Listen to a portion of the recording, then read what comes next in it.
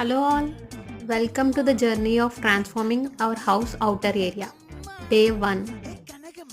మా కుండీలు చూసారు కదా ఎంతలా ఫేడ్ అయిపోయినాయో. కాస్త అట్రాక్టివ్గా మార్చడానికి రెడ్ కలర్ వేస్తున్నాను. పెయింట్ వేయడం కన్నా వీడియో తీయడం చాలా కష్టం అనిపించింది నాకు. ఇది వరకు కూడా వీటికి రెడ్ కలరే ఉండేది. నేను కూడా రెడ్ కలరే వేస్తున్నాను, ఎందుకంటే మా హౌస్ కూడా అదే కాంబినేషన్లో ఉంది కాబట్టి. And here you can see the beautiful transformation.